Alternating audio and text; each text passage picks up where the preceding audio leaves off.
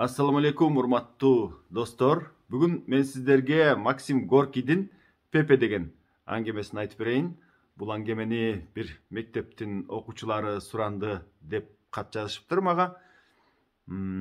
Колумдан келишинче кооздоп, көркөмдөп айтып бергенге аракет кылайын. Сиздер болсо эфирди эгер жакса албетте бөлүшүп коюңуздар, достор. Эмесе баштадык. Максим Горкий, Пепе. О, Италия, Италия, жаркын Италия деп ырдаган 10 жаштагы Пепе деген кичинекей баланын үнү көлдүн жээгинен жаңырат дейт. Мына ушундай бир Пепе деген кичинекей жигит бар дейт. Ал Пепеге суунун ичиндеги балыктар да кызык, асмандагы күн да кызык, жердеги өскөн гүл да кызык, канаттуу куштар кызык, көчөдө баскан ар бир баскан элдер кызык дейт. Абдан бир болук толугунан келген семиз баягы басып жүргөн немис кызык дейт. Аны тиктеп кызыга карайт дейт. Анын артынан бараткан англичанин дейт, кызыктуу дейт. Аны карайт кызыгып дейт. Анын артынан англичанинге окшошкусу келип бараткан американец кызыктуу дейт. Американецти узата тиктейт дейт. Мына ушинтип көчөдө Пепе деген шымыкырк жеринен жыртылган, көйнөгү далдалынан келген бир кичинекей бейбаш бала ойноп жүрдү дейт. Аны бир убакта кошуна бир эже чакырып, "Ай, Пепе, бери келсең" деп чакырды дейт. Пепе чуркап жетип барса, "Моореки себетти" деп себетке тооло алма салган дейт. Ушул себетти тетиги жерде жашаган менин баланча деген тааныш эжекеме алып барып бергениң. Мен сага бир сольдо берем деп айтты дейт. Сольдо деген тыйын. Макул эжеке, макул деп баягы себетти көтөрүп алып, баягынтип баягы өзүнүн шымына өзү чалынып, баягы 10 жаштагы Пепе чуркап жөнөдү дейт. Анан тыйынын сурап, аябай кеч келди дейт баягы эжеге кайра. "Ай, Пепе, мынча жоголуп кеттиң я? Тыйыныңы эртерээк эле сурайып келбейт белең?" десе, баягы Пепе, "Ооба, жоголуп кетпедимби? Анткени тетигилер мени аябай жинме тийишип, анан ошолор менен жүрбөдүмбү кечке чейин" деп айтты. "Ким жүрдү? Деги себетти алып барып бердиңби менин тааныш эжекеме" десе, "Мен ал себетти деген тетиги шаардын ортосуна аянтка чейин жеткиздим. Анан кийин тетиги жакта жанагы балдар мага тийишпедиби" дейт. "Анан эмне болду?" "Тийишти, алар мени кодилектешти, эшектешти, анын баарына чыдадым, унчуккан жокмун. Анан кийин энем асылгандан кийин, анан кийин жанагы алма менен алып тургандан кийин соктуруп кирдим баарысын. Көрсөңүз болмок ошондо сиз тетиги алма тийген балдардын кебетесин" деп эдиреңдеп күлүп коет дейт. "Ай, ал алманын баарысын мен сага тетиги эжекке алып барып бер десем, сен алманын баарысын чачтыңбы жолго" десе, "Жок, алманын баарысын чачкан жокмун. Айрым алмалар эле тиги балдардын көчүгүнө, жонуна, башына тийбей калып, тетиги дубалдарга тийип жанчылган болбосо, калганын баарысы тетиги балдарга түк тийбеди. Башка сокподумбу" деп коет дейт. "Анан бүт алманын баарын ошентип чачтыңбы" десе, "Жок, анын баарын чачкан жокпуз. Анан мен аларды жеңип, алар болсо ыйлап, анан менден кечирим сурашып, анан болсо чогуу ошол алманын баарын отуруп жедик" деп коет дейт. Анан тигил алма берүүгөн аял баягы Пепени, "Ай, Пепе, ай, сен кандай жаман баласың я" десе, тетиги эженин оозун тиктеп, деп отурат. "Ушундай жаман баласың" десе, "Ушул жериңиз аябай жакты да мага. Ушундай жаман баласың деген жериңиз аябай жакты да. Сону сүйлөдүңүз" деп коет. "Ай, Пепе, ушундай акмак баласың" десе, "Ой, ушундай акмак баласың деген жериңиз да жакты" деп жанагы эженин кайра мазасын кетирди дейт. "Турчу бар жогол" деп анан кийин эже да тажап анан кетип калды дейт. Пепе болсо мурдун деп шыр тартып алып, анын үйүн көздөй жөнөдү дейт. Пепенин эжеси бар эле дейт. Пепеден улуу болгону менен Пепеден бир аз мындай акыл жагынан, ушундай бир мындай өжөрлүк, ушундай бир ойлоп тапкычтык жагынан Пепеден калчу эле дейт.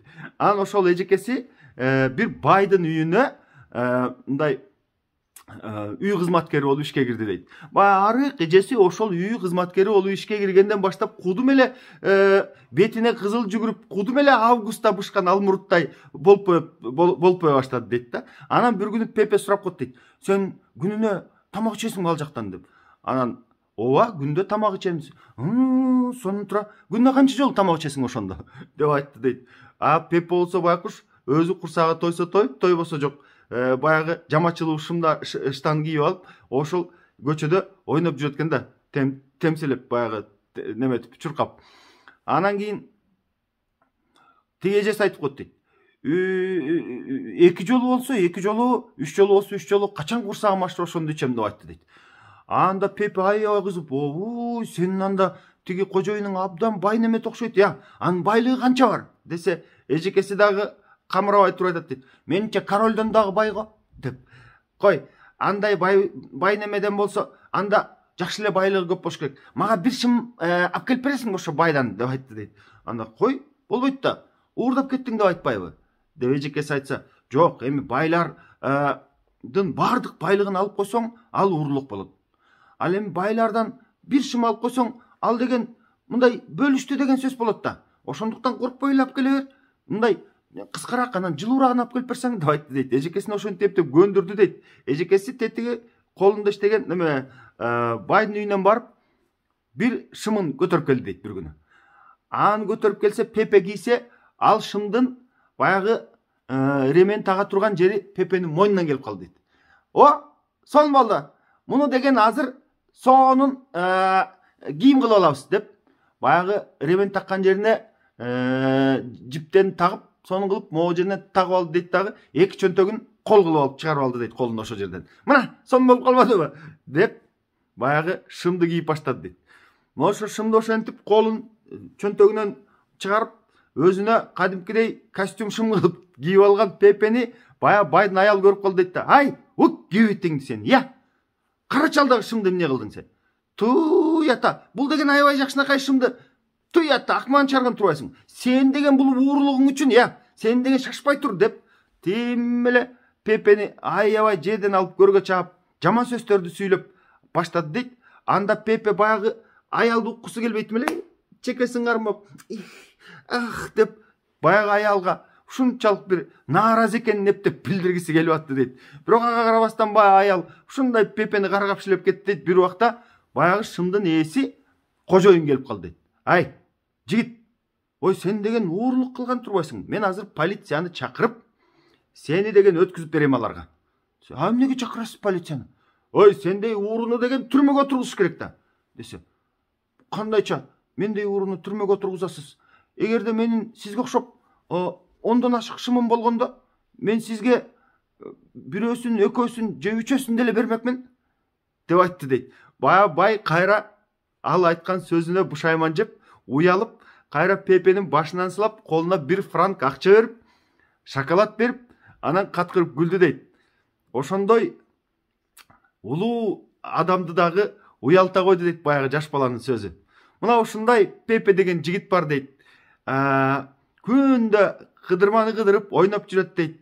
Ага бардык нерсе кызык дейт.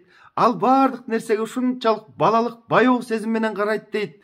Суунун түбүндө балыктарды санайт дейт. Асманда учуп бараткан канаттууларды карайт дейт. Мына ушундай адамдардын баарысына жакшылык санайт дейт. Ушинтип жүргөн Пепе деген жигит бар. Ал Пепени көргөн ошол жердеги айрым адамдар, ай, бул Пепе кийин анархист же акын болот го, ушунчалык романтик деп айтышат дейт. Бирок акылдуу бир аксакал бар эле, ошол минтип айтат дейт. Биздин балдар бизге караганда жакшы адам болушат го дейт. Анын сөзүнө эл да уюп ишенет дейт. Ооба, биздин балдар бизге караганда түзүк болушат го деп коюшат дейт. Муну бир мектептин ушул балдары өтүндү эле менден, ушул Пепени айтып берип коюңузчу деп. Ошол балдардын суранычын аткарып бүгүн айтып бердим. Ал балдарга дагы каалоо тилегим жана аксакалдын сөзү. Сиздер бизге караганда бизден жакшыраак болуңуздар. Сиздер улууларга караганда бир топ калыс, ак көңүл, асыл болуңуздар, урматтуу балдар. Ушун менен аңгеме соңуна келип жетти. Кайрадан көрүшкөнчө саламатта туруңуздар.